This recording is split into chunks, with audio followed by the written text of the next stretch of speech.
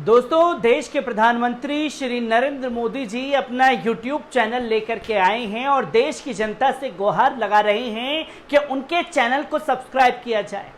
पर देश के प्रधानमंत्री श्री नरेंद्र मोदी जी से एक सवाल कि मणिपुर की जनता जो है आपके चैनल को कैसे सब्सक्राइब करे, क्योंकि आप ही की हुकूमत ने तो वहां बीते कई महीनों से इंटरनेट सेवाएं जो हैं वो बाधित कर रखी हैं, जिसकी तस्वीर समय समय पर सामने आ रही है। और अब तस्वीर ये सामने आ रही है कि आधी रात को सीएम आवास पर हमला हो रहा है।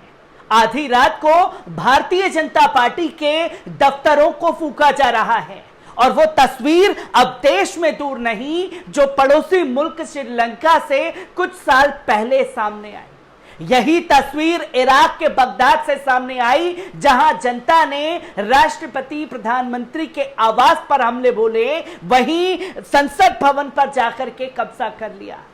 और यह तस्वीर देश से सामने आ सकती है मणिपुर से, जहां सीएम आवास के घर पर हमला होना यह कहीं ना कहीं दर्शाता है कि कितनी लच्चर व्यवस्था है मणिपुर पर, जिस पर केंद्र की मोदी सरकार बार बार बच रही है। और देश के प्रधानमंत्री के पास इतना समय नहीं है कि वो मणिपुर की जनता से जाकर के बात करें। देश के प्रधानमंत्री जगह जगह जाकर के चुनावी रैलियां खेल रहे हैं, पर देश के प्रधानमंत्री मणिपुर जाने से कतरा रहे हैं। देश के प्रधानमंत्री जो हैं 150 दिनों में कई देशों का दौरा कर आते हैं, पर देश के प्रधानमंत्री इन 150 दिनों में एक भी बार मणिपुर नहीं जा पाते, जो कि तस्वीर लगातार सामने आ रही है, जहां मुख्यमंत्री के पैतृक आवास पर हमला कर दिया जाता है, बीजेपी के दफ्तर फूके जा रहे हैं। मणिपुर में लगातार हिंसा जो है वो तेज हो रही है, पर देश के प्रधानमंत्री 150 दिनों में सिर्फ 2 ही मिनट चर्चा कर पाते हैं, 2 ही शब्द 2 मिनट के लिए बोल पाते हैं मणिपुर में, और देश दुनिया को बताते हैं कि साहब हमने मणिपुर में जो है शांति कायम कर ली है। ये कैसी शांति कायम की है कि सीएम आवास सुरक्षित नहीं, खुद भारतीय जनता पार्टी का दफ्तर सुरक्षित नहीं, किस तरीके से आग के हवाले भारतीय जनता पार्टी के दफ्तर को किया गया है, ये तस्वीर आपके सामने है, जो चीख चीख करके गवाही दे रही है कि मणिपुर को क्या हो चला है। मणिपुर की जो तस्वीरें आ रही हैं, इसका जिम्मेदार कौन है, जहां देश के प्रधानमंत्री खामोश हैं। आप देखें कि मणिपुर सीएम के पैतृक आवास पर हमला, जो कि तस्वीर पूरी तरीके से आप लोगों के सामने है। जनता जो है एक समूह में सीएम आवास की तरफ बढ़ रही है। मणिपुर में 2 युवक छात्रों की हत्या के खिलाफ गुरुवार को तीसरे दिन भी जारी रहा। इस गुरुवार देर रात भीड़ ने मणिपुर सीएम बरेन सिंह के पैतृक आवास पर हमला करने की कोशिश की, हालांकि सुरक्षा बलों ने इसे विफल कर दिया। मुख्यमंत्री हालांकि पैतृक आवास पर नहीं रहते, वे अपने आधिकारिक आवास में रहते हैं। उधर इससे पहले गुस्साई भीड़ ने बीजेपी कार्यालय को जला दिया और थोपिल जिले के सत्तारूढ़ पार्टी के एक अन्य कार्यालय में भी तोड़फोड़ की। प्रदर्शनकारियों ने इम्फाल में डीसी कार्यालय परिसर के 2 वाहनों को भी आग लगा दी। पुलिस ने कहा कि सीआरपीएफ कर्मियों ने लाठियां भाजकर और आंसू गैस के गोले दागकर हालत पर काबू पाया है, जिसकी तस्वीर लोगों के सामने आ रही है, जो कि आप देख सकते हैं कि किस तरीके से भारतीय जनता पार्टी के दफ्तर को फूंका गया है। आगजनी की खबरें लगातार सामने आ रही है और यही हमला जो है सीएम आवास पर करने की योजना जो है वो जनता द्वारा बनाई गई है, जो कि दर्शाता है कि खुद जब भारतीय जनता पार्टी का सीएम सुरक्षित नहीं, खुद भारतीय जनता पार्टी के लोग सुरक्षित नहीं, तो इनके हाथों में देश कैसे सुरक्षित रह सकता है। एक पुलिस अधिकारी ने कहा कि इम्फाल के हिंगांग इलाके में मुख्यमंत्री के पैतृक आवास पर हमला करने की कोशिश, सुरक्षा बलों ने भीड़ को आवास से लगभग 100 मीटर पर ही रोक दिया। उन्होंने कहा कि इस आवास में कोई नहीं रहता। हालांकि ये कड़ी सुरक्षा में गुरुवार के छात्रों का विरोध शुरुआत में कमोबेश शांतिपूर्ण रहा, लेकिन दिन चढ़ते ही मणिपुर के अलग अलग स्थानों पर पुरुषों और महिलाओं दोनों की भीड़ हिंसक हो गई। उन्होंने खोंगजाम में एक 3 मंजिला इमारत को आग लगा दी, इसमें बीजेपी कार्यालय था, और थोबल जिले की वानजिंग में एक और इमारत में तोड़फोड़ की गई, इसमें भी भारतीय जनता पार्टी का कार्यालय है। ये धू धू करके जल रहा दफ्तर, 3 मंजिला इमारत भारतीय जनता पार्टी का है मणिपुर में।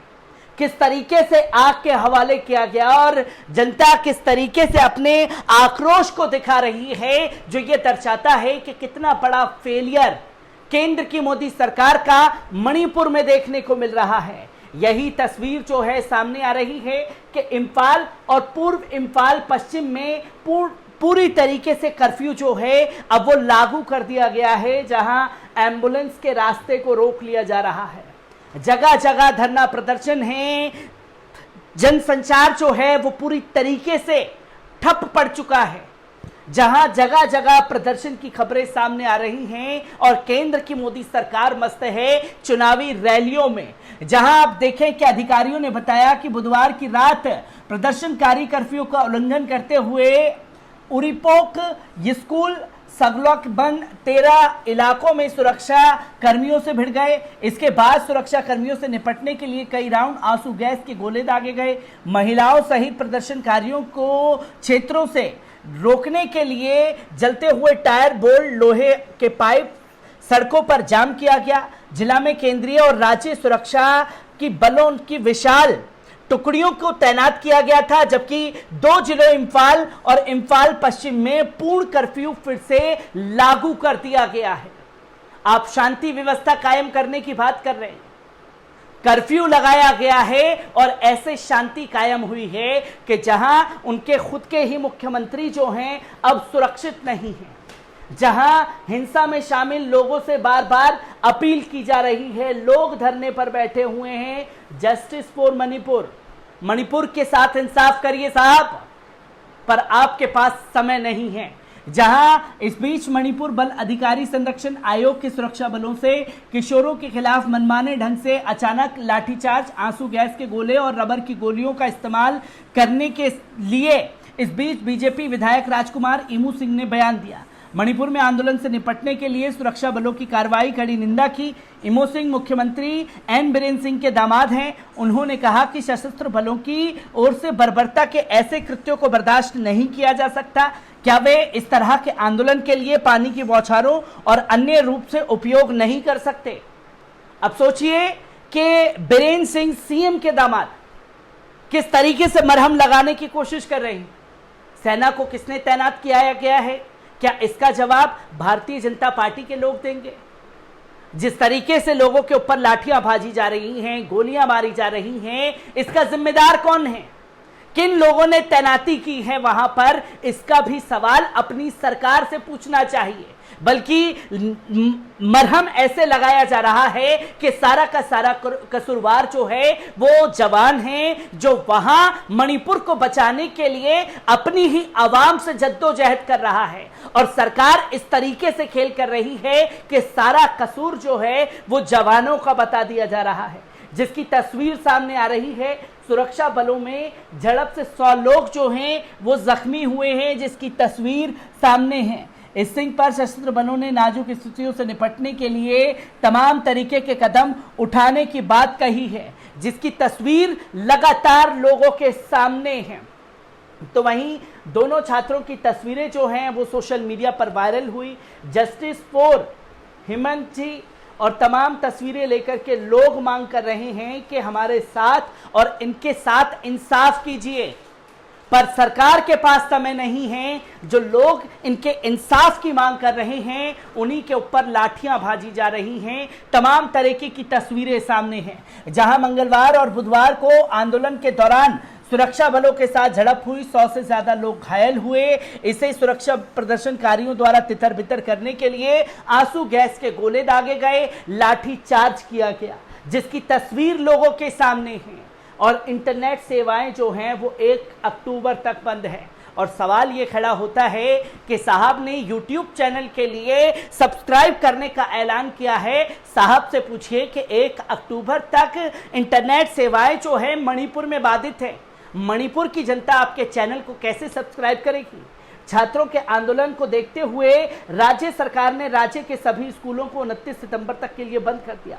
राज्य सरकार ने मंगलवार को शाम 7:45 पर मोबाइल इंटरनेट सेवाओं को फिर से बाधित कर दिया। 1 अक्टूबर तक लागू रहेगा।